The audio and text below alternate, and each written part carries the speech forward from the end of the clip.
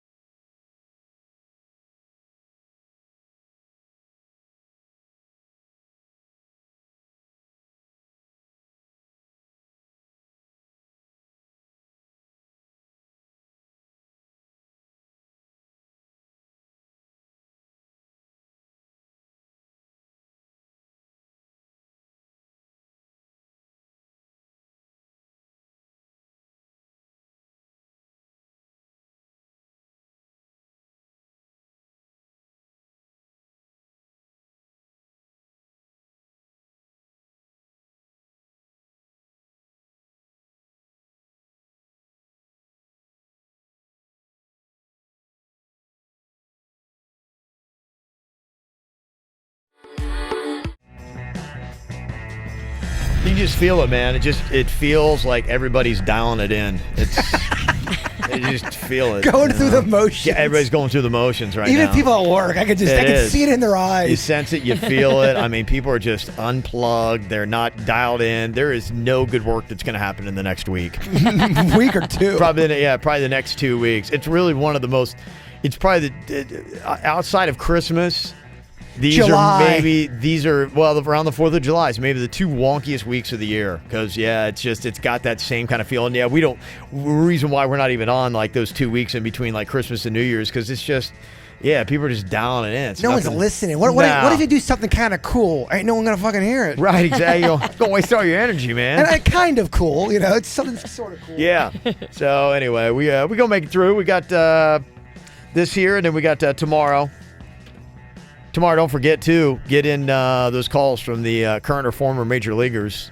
Biggest name we get in, you get our final pair of FanFest tickets, and you get qualified for those All-Star tickets. I'm very excited for this bit because if we get 5 or 6 dudes calling in, then it really does. You have to go to the numbers. We got to look at the career numbers and then make a call. I love it. Yeah, I've got some people I've already heard some emails that come in, and somebody's like, "Oh, I got a friend that knows Johnny Bench." Oh, I mean, it's good. Well, you automatically win with that one. Well, you think, but it's like that's why we need to have the deadline at 9:30 tomorrow because Jaybird's got to analyze. Well, I will. You got to analyze, and we got to take it out of the filter. Like for me, Johnny Bench is not fair because I grew up a Reds fan. When I was a little kid, when you're influenced by baseball, the Cincinnati Reds were winning World Series every year, Virginia, and they had a thing called the Big Red Machine. And I talked about the baseball bunch, and I got to go down on the field at Riverfront Stadium in Cincinnati, and I got to shake Johnny Bench's hand. He's notorious for having the biggest hands ever. He can fit 3 or 4 baseballs, something like that, in one hand. Yeah, he fit 3 or 4 babies in one hand. Yeah, it's just Kevin amazing. just crawled up in his hand with 2 friends. He held you. Yeah, it was kind of it. Yeah. Well, this is all a part of making the judges happy. What are you? You're a judge. So what do? You bring your own personal experience into it. I would totally think that you were judging fairly if you were impressed by Johnny Bench because of your life experience. If Johnny Bench calls into the show, you're not going to have anyone bigger to call in. I mean, he's a Hall of Fame catcher. What if we get Jeter? Jeter would trump Bench, but I mean exactly, yeah. But we're not going to get. If we have a day where we get Jeter and Johnny Bench calling into our show, we have just sucked a leprechaun's dick because it's very, very, very lucky. Sorry, it's very crass. I apologize. I heard leprechauns are hung. That's very crass. So anyway, that's the deal tomorrow between 6 and 9:30 a.m. Call in 877-979-WRMF for that. Going to be a big day tomorrow. Not only do we got that going on the show, but we've also got tickets for Charlie Puth and Shawn Mendes with the No Name Movie Game and Drunkle Trivia. Also, we've got some submissions here for Jaybird's Daring Summer, some ideas. We'd had some good ones added to this. Jaybird sleeps on a morgue slab. Not bad. Love it. That could be pretty good. Another one from Cassandra, an email. She said, how about an underwater photo shoot? You dive down in the famous Jesus statue there in Key Largo. Another one, jump from a helicopter into the water and swim to shore. Something like you'd see on Fear Factor. Holy shit. I would so hit my head jumping out of the helicopter, then I'd just be this limp body in the sea. I think he's dead. And then we don't have anybody in the water to get you. Well, everyone's like, oh, it's the goofy radio guy. He's fucking around with everybody. He's not dead. He's just messing around. Like the one time I threw out my back at Swampgrass Willie's, I really threw it out. Everyone thought I was kidding, and people are stepping on me. Right. Another idea was the Aerial Trapeze Academy. You'd be up doing that kind of stuff. It's not bad. That was submitted by somebody with an obviously fake name, Jeremy Bivens. Bivens. I think we met a Bivens, didn't we? I think there is it was like Hivens. It was I don't think it was Bivens. It was like Divins. Okay. Mm-hmm. Also got Kentucky John suggested checking out Hot Air Balloon, taking a little ride. They got one Balloons Miami LLC. You've done that. Yeah. Well, we did that with clowns when you first started the show. But it was low budget style. You didn't go up very high. No, it was attached to a rope, and it was I mean, it wasn't up for me, it was up high. It was not impressive if people were driving by. Now, if we're stepping up in 017, I think I could go up in the air. Didn't we drag you behind a Harley, too, one time? You know, that was the day, and it got zero heat behind it because it was the day Michael Jackson died. And Michael Jackson died the night before. Oh, yeah. And I remember that's all we talked about that show. And it was like from 8:01 to 8:02, we did that stunt. Yeah. And it's kind of should just put it off for another day. Yeah. Mm-hmm. Someone else said that you should get in the ring with a UFC fighter, a woman. I don't like that stuff. I don't want to be hurt. Like, I know. I don't, even wrestling the women, I felt weird. Get in with a man. They would kill me. I would never make it. I'm such How about you get in with a female UFC fighter and all she does is poop on you? Oh, now it's getting hot. He's into that. No, I am not into scatting. That's what that's called. Scatting? Yeah, when you poop. I thought your mom did scatting, Virginia. She does. When you poop on someone, you scat on them. I don't think she does that kind, but I can ask her. So you got scatting and skeeting? Yeah, you do. Okay. Wait, what's skeeting again? Come all over somebody? That's skeeting. Skeet, skeet, skeet. I thought skeeting was okay. All right, interesting. Yeah, that song that goes skeet, skeet, skeet, skeet, skeet. Lil skeet. Jon? It's just about coming on somebody. Yep. Yeah. Huh. Yeah. So don't sing that song to your mom. No. Or anybody that you respect. Right. I don't think you should sing that out anywhere ever. Oh, people in the club sing it, and I think half of them don't know what they're singing. They don't. I don't know. You're in your car, skeet, skeet, skeet. Somebody's getting cummed on? Is that what that's about? Yeah. Another idea, somebody said you should belly flop off a high dive board. Oh, wow. Okay. I can't do that one only because of the kidney issue. We were going to do a KVJ dive contest, and I asked my doctor, like, you can't just because of the kidney. Pussy. I know.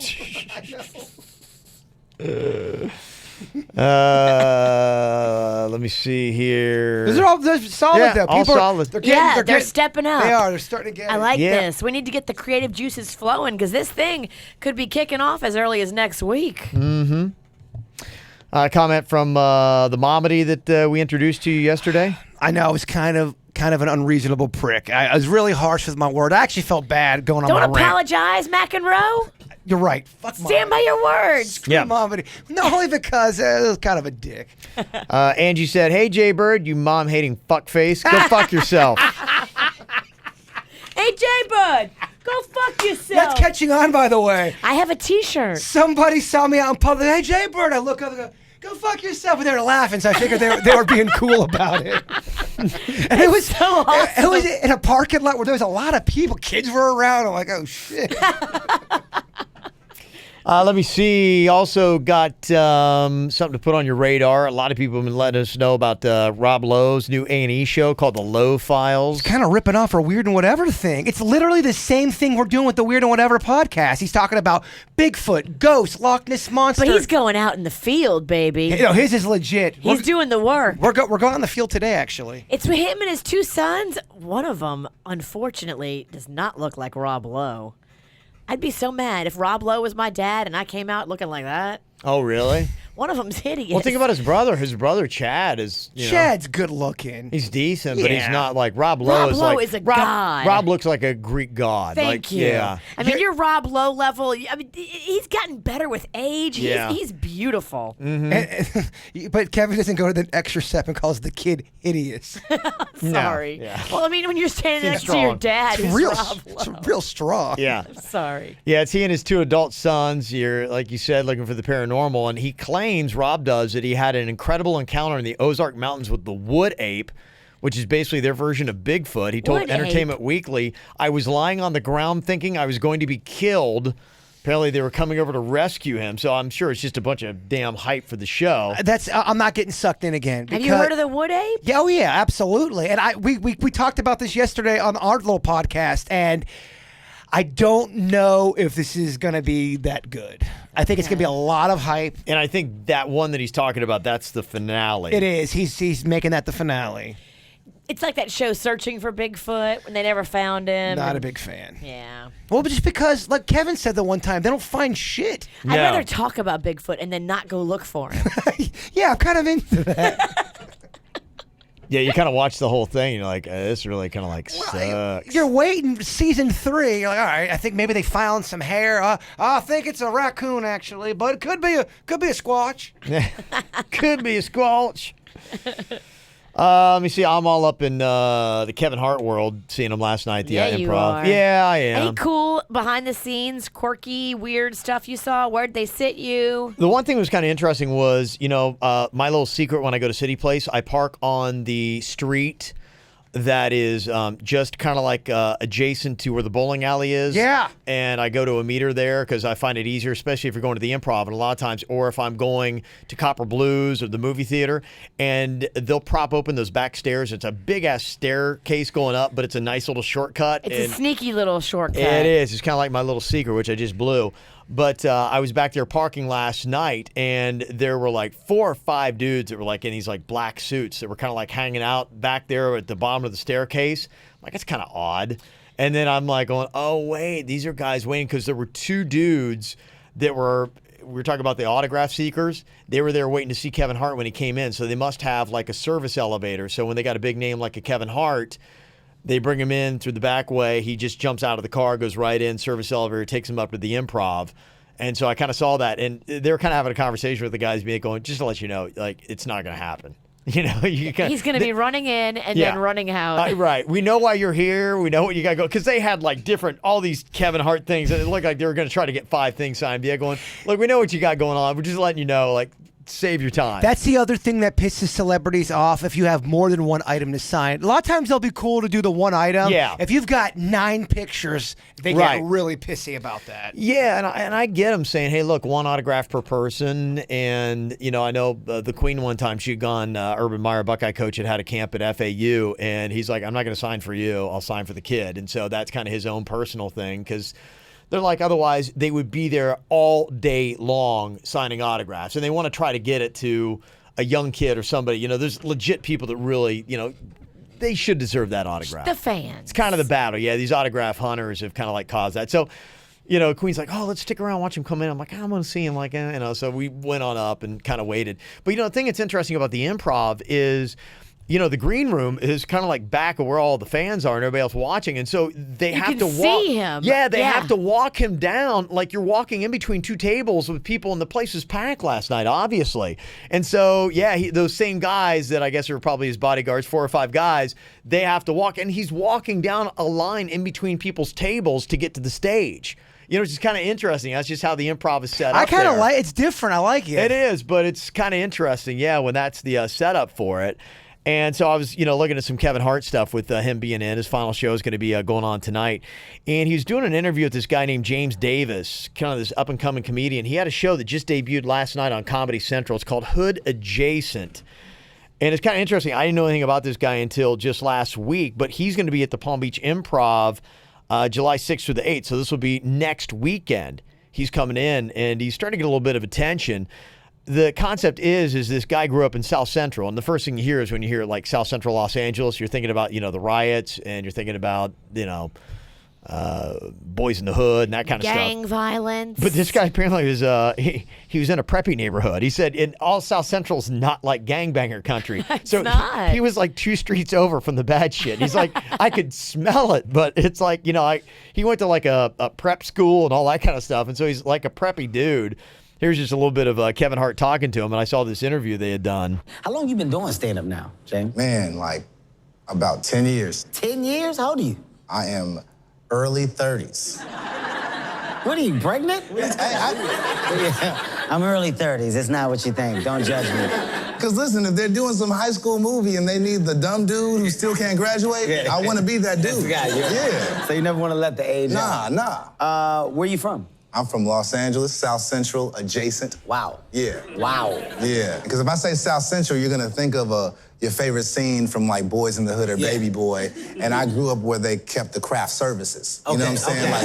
Like 2 blocks away from the scene was where I was growing up. I got it. But you can see it. I can see it. Yeah. You can see where the was happening. Exactly. He's like, don't go down there. It's crazy down there. It was too blurry to know who was the good dude and the bad dude. Got you. You know? Got you. Okay. So that's kind of the concept of the whole show. I didn't see it. I don't know if anybody caught it last night, but might be good. He could be one of those dudes that's on the up-and-coming thing. After you see stand-up, boy, I was watching that last night. I'm like, that is the hardest thing ever. Because, this one guy gets up there, and I just think about, like what we do. And sure, we're kind of like out there where you got people that can text you or you got people who can hit you up on social media. But the guy opened up for Kevin Hart last night at the Improv. He gets up there and he says something about Trump. And somebody immediately says something like boo or whatever. And he's like, oh, and he's got to deal with it right away. I'm like, that's got to be but that's got to be real tough. That comedian is not an idiot. He knows at this point, by saying something about Trump, he's going to get a reaction. He's got 30 jokes in his head ready to go. And I guess maybe that's what it is. He had pretty good responses. It seemed like the scenario and what he said after that, like, okay, it seemed pretty organic to the situation and specific to it. And that's a big part of what comedians do, is making it seem like something's organic when it is pre-planned. But it's tough because the first guy that got up there was kind of like the MC, the guy that brings everybody up.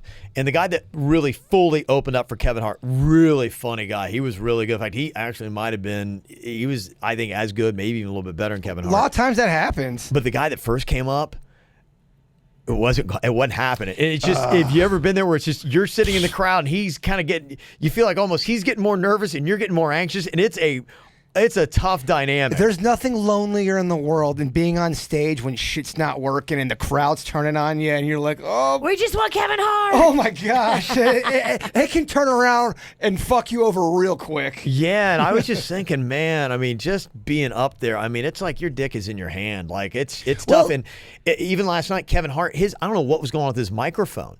It would get soft. And people are like going, turn up his mic. You couldn't even hear what he was saying from the stage. And then all of a sudden it'd be loud and fine. And I'm like, oh, man. It's tough. You know about sound problems. Well, and if it starts to drop off, people's attentions start to get out. And then they get aggravated. And you're trying to get them back in. And then to try to keep, because comedy's about momentum. And, when you start building one laugh after another laugh, it gets easier to laugh. But when you're out of the game, that's why they have openers, to try to get people laughing so that they're in the mood to laugh. I mean, we've had some pretty awful moments on some stages before where shit's gotten. How about the one time it was at 4th on Flagler, and we were doing a snack pack show, and the CD started to skip. And then the crowd started to boo, and the Kevin's asking me, what's wrong with this? I'm like, I don't know what's going on. You could actually see me having a meltdown on stage. Oh, it's rough. It's awful. Yeah, and if you're the guy you're the performer, and you're also the tech guy and everything else. And then the one time you called Gwen Stefani, the No Doubt, didn't you say the wrong name? And you knew that was going to be awful. You weren't supposed to say Gwen Stefani's name. No, but I didn't even know that. Yeah, because I was going up. It was at Sunfest. I was going up on stage, and there were two people. One was on one side, handing me the microphone. The other person is telling me about all the sponsors. Which, you can't fuck that up. It's like, okay, the Palm Beach Post, you got to say this, and I'm paying attention to that. Person handed me the mic, be going, and apparently they had said, because I'm trying to remember and get all that script in my head about what I got to say. And apparently the person handed me the mic is like, hey, by the way, don't say Gwen Stefani alone. Just, it's only No Doubt. Because, and I didn't realize, it was right after Don't Speak, right when she was about to go solo, and there were real tensions in the band about her getting the spotlight. And we had just been back there and saw him. I'm like going, hey, yeah, I just saw Gwen Stefani and the rest of the guys are ready to come back out here. And and they no heard doubt it. They'll be out here. They heard it and they were like, fuck that guy. We're not going out on stage. And I didn't realize. I did my whole thing. What I'm a like bunch going, of babies. To me, I'm like going, I nailed the sponsors, man. I got it all right. And I come off stage. I'm waiting for high fives and shit like that. And people are shooting daggers at me. I mean, like people want to fucking kill me. I'm like going, I'm like looking at Virginia. I'm like, I think I got all the sponsors right. She didn't know. I'm like, yeah, okay. I thought I'm good. I'm like I was drunk. Don't look at me. I'm like, I don't know what happens. And then I get out there and I'm kind of standing around. The crowd's like, where the fuck's No Doubt at? I'm like going, yeah, it's taking a while. And that's when I realized, oh shit, like Kim, the Mexican queen, had bought me these sunglasses right after we first got together. These are like $300 sunglasses. And I'm like, oh my gosh, I got to get them. I'm like, oh, you know what? Because I bent over on the stage because we were throwing out T-shirts and stuff like that. When I bent over, they came out on my shirt and they fell on the stage. And I'm like, hey, obviously No Doubt's not coming out like right now because something's going on. I don't know what, but they're taking their time. I'm like, hey, I need to get back there and get my glasses. So I'm talking to the person that had just let me out of the backstage area. And they're looking at me going, oh, you got some balls. You want to go back up in there and like go get your glasses? And they're going, no, fuck you. They're like, no doubt's not coming out on stage right now because of you, asshole. And I'm like, I don't get it. What? And then I start getting yelled at about this whole thing. I'm like going, all right, so I'm a dick, but can somebody get my glasses? And then that's when later on the show, they said, no, fuck you. And I got turned away. And I look up and Gwen Stefani picked him up off the stage and she had him in her shirt and walked off the stage with him. I never got him back. Gwen Stefani stole your glasses. That's way better of a story than you getting your glasses back. I think they were Cartier. They were Cartier. Yeah. And I didn't know anything. The Queen was in all that fancy shit, and I never have been. And so They were fancy glasses. when we first got together, she got me 2 presents early on. She got me Cartier glasses that I didn't know, and she got me a Mont Blanc pen. Oh, I had pen envy. I wanted Kevin's pen so bad. I didn't get it. That was the first gift, like one of the first gifts she ever gave me. She gave me a pen. I'm like, is this a fucking joke? I think I was like- fancy rich pens are the dumbest shit I didn't even ever get to it. make it on the planet. And that was, A I didn't. fancy pen. People, oh my God, it's got velvet. She's tip. Mont Blanc. She's like, you don't know Mont Blanc? I'm like, I know Bic. I'm like, I don't get $2. it. I'm like, what is it? What do you use it? Like, what does it do? Does it like write by itself or something? She's It like, does the same thing as Cartier glasses. Impress others. No, yeah. no, it doesn't. It actually makes. I'd want to punch you if you walking around bragging about a fucking no, it was pen. tough. Well, you know what? She was just coming out of World. She had been doing sales in Boca. That's what her thing was. It's all about the pen. Yes, and so everything about her was you got to have Cartier glasses, the right shoes. You had to have a damn $300 pen. I was like, This is she why was very Boca when I first met her. This is why rich people annoy the shit out of me. I didn't it's get like, it. come on, take your $8,000 pen and your a la carte food and shove it up your rich ass. Yeah, it did make sense. Give me a break. That's so annoying. I don't know if you can believe this or not. BuzzFeed is saying that something that was big that I used to do is making a comeback. Blowing guys. I never stopped, Virginia. Okay. And that's Good. never, I'm glad somebody's out there doing the work. I don't think that's ever died down. No, they say frosted tips are making a comeback. Like the whole, if you remember Wow. NSYNC, and I Please. used to have that ridiculous shit when I first moved here, and at 99 I had frosted tips. Yes, you That did. would be a great sudden death punishment. Losers got to frost their tips for a week Okay, I like that, yeah. or a month, maybe. Or you got to let them ride out. Yeah, you gotta let them ride out. Frosted tips. I would That's a look great terrible. idea. You would look terrible with frosted Oh, I tips. look horrible. It would look like, oh my gosh. Everybody would be like, oh, look at that dad trying so hard. Oh my gosh, Kevin's going through a midlife crisis. That would be great. According to BuzzFeed, they say 11% of men say that now that they're becoming trendy again, they want to get them. Oh, it was such a bad look. And I saw a photo of me last week. In fact, I think I have it. If, like I said, the only way to watch this thing is to do KVJ TV. That's when you worked for Wild 95.5 and also weighed 95 pounds. That one, I that, did, that one yeah. highlight picture, you look gaunt as very gaunt. Yeah. Okay, so check this out. This is a photo of me with the twins, but I'll blow it up onto me so that you can see the frosted tips. Now I had them there on KVJ TV, yeah. So- KVJshow.com. What's the one thing that has not changed? Kevin's murderous fucking picture. I don't know. Your eyes look more murderous now He still looks murderous than there. they did back then. But Yeah. that's the beginning stages of murder eyes right there. It's murder light. Yeah. The highlights make it softer. You were a baby murderer. Now I you're a was. full-grown murdering Now adult. I've graduated into full. Now I can take out 3 people at a time. It's so not cool. We'll take a great picture. And the only comment, whoa, Kevin, your eyes. I Kevin's know. eyes, Kevin's Yeah. eyes. Kevin's eyes. Not even when they even look beady. It's fucked up. I told you, we just kind of staple some sunglasses to his head. Staple. Why do we have to staple them? Can I just put them on like normal? I don't want you to ever take them off. You don't want to fall off like the Gwen Stefani thing. Yeah. Okay. You all bend right. over, you lose glasses. Okay. Thank you for that. Talking about making impressions like with your Mont Blanc pen. I don't know if you believe this stat or this new survey that's out, but they say that about a quarter of people will buy a bunch of healthy and trendy foods before people come over so their fridge looks more respectable. It's so tiring, isn't it? To fake it. To fake your life? If you really don't eat health food, don't buy health food. It seems ridiculous, but there is a large portion of the population, like, Kim used to be, that all they care about is making impressions on people. So they got Cartier glasses, Montblanc pens, and they've got all kinds of pretentious food in their damn cupboards and refrigerator that they'll never even eat. Life is too short, It's man. crazy, It's isn't it? tiring of the soul is what that is. Why would you waste money? I mean, you have to eat the stuff, right?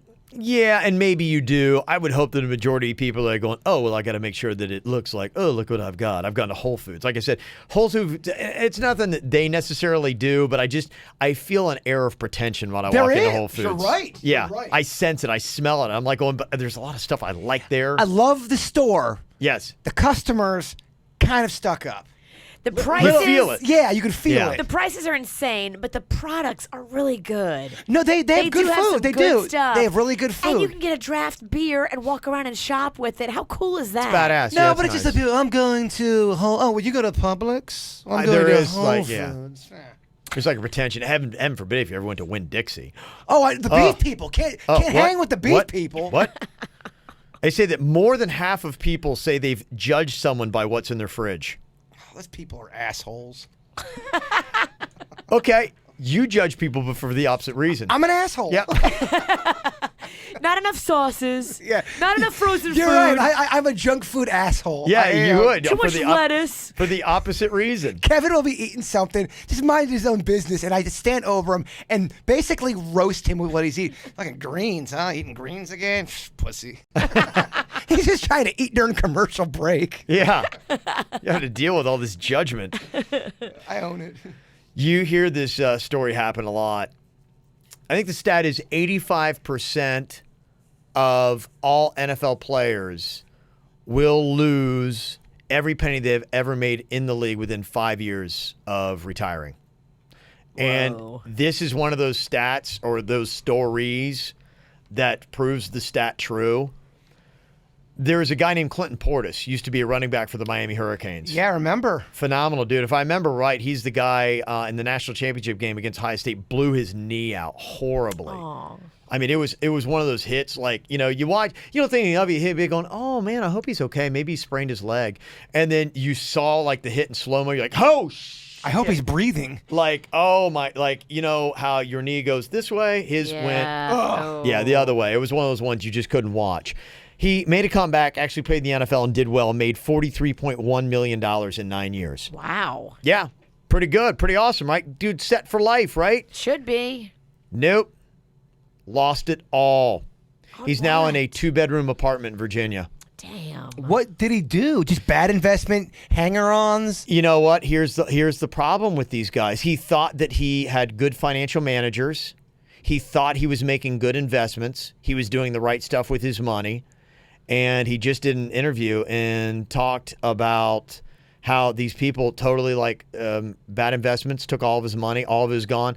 And he said that he sat in his car. The story is 4 years ago, he sat in his car outside a building holding a gun, waiting for one of the managers he felt had ruined him financially. And he said, I was going to kill him. I was going to murder him. Wow. Yeah. So is that illegal if you admit that you were almost about to kill somebody? I had 4 the gun years later, I had the no. gun in my No. hand. Because he No. didn't attempt to do it. He was sitting there, and apparently an anonymous friend who had been trained as a family therapist talked him out of committing murder because he said he was $43.1 million his whole life. The money you think that's going to take care of you for the rest of your life, your kids, your grandkids, everything else, it's all gone. And now you find yourself from you'd have these houses and everything else and all these cars, and you're in a regular 2-bedroom apartment like you would get like when you just start out when you're 20 years old, and that's where you're living after having your knee blown out the way it was and your body feeling the way it is, and you're like, what the hell, man? Yeah, I think it's a natural feeling. Sure. If you go into a police station and you sit down with a police officer and say, I'm thinking about killing somebody, but you haven't attempted, but you're just telling the police officer that, just by saying that, do you go to jail? No. You don't. Nope. I don't. You go to therapy. Yeah, They I send think you so. to therapy? Yeah, I mean, it's not Minority Report. You haven't done it yet. But no, but even Minority Report, they're thinking it and it's in their head. You're verbally saying, I am thinking about killing my coworker. They're not going to arrest you for that, huh? That's not considered a threat? It is not considered, I think, until you do something.